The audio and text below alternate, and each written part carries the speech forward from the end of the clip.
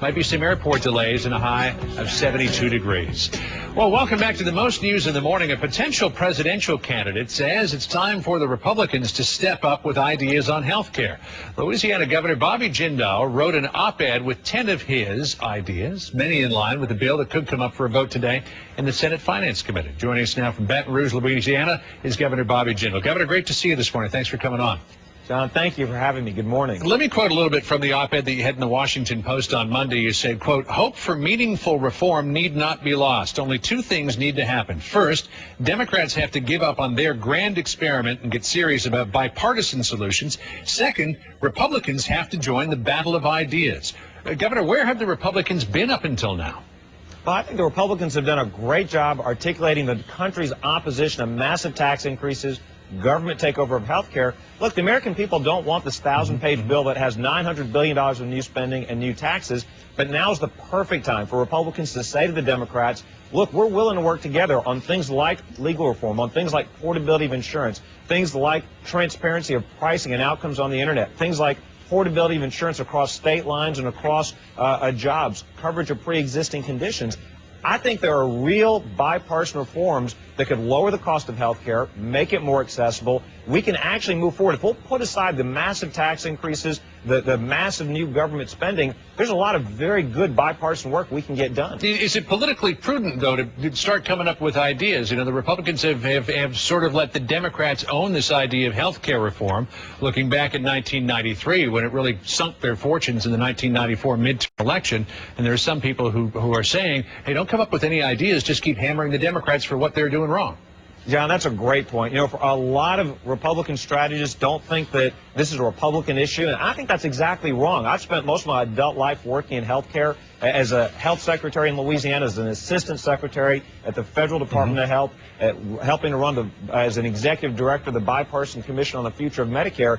I think conservative principles and ideas work, and I think it's important for us to suggest conservative approaches to resolving an issue that I think the American people are rightfully worried about. Look, Americans if they have health care today, they like their coverage, but they're worried about it becoming increasingly expensive, and there are millions of Americans that don't have access. I think there are productive solutions that conservatives can offer. It's not enough just to point out why we're opposed to the other side, and I think we've done that well, and I think we've got good reasons to be worried about the tax and spending increases. But now's the time to show how our ideas can actually move the country forward. So you're drawing a little bit of fire on some of the ideas that you're putting out there, and I'd like to highlight a couple in particular.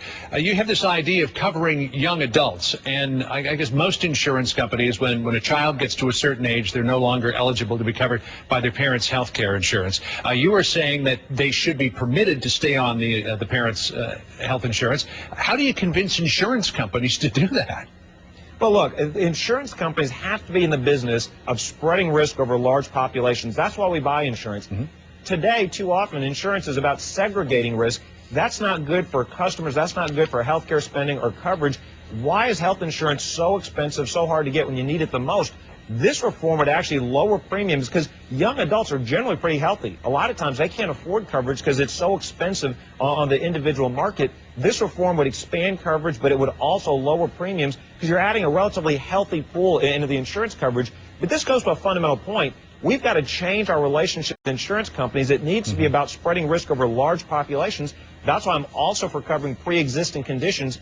Not everybody's for that, but you don't just need insurance when you're healthy. You need insurance when you need it, and that's why it's important that we reform insurance. It should be about covering risk across large populations. One of the people that's against your idea of covering pre-existing conditions is Michael Cannon from the Cato Institute, who in response to your op-ed on Monday wrote this piece for Politico in which he said, quote, "Require coverage of pre-existing conditions? That's code for federal price controls on health insurance." What do you say to that argument? Well, I don't agree with that, and I certainly am against this idea in the massive bills in the Congress to get the government to run and control our health care.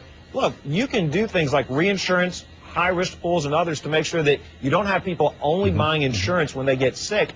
But it is absolutely true. One of the problems with the insurance industry, with the insurance coverage today, one of the reasons so many Americans are frustrated is that if you do have a sick child, if you have had a condition, you lose your job, it can be nearly impossible, too expensive to buy coverage.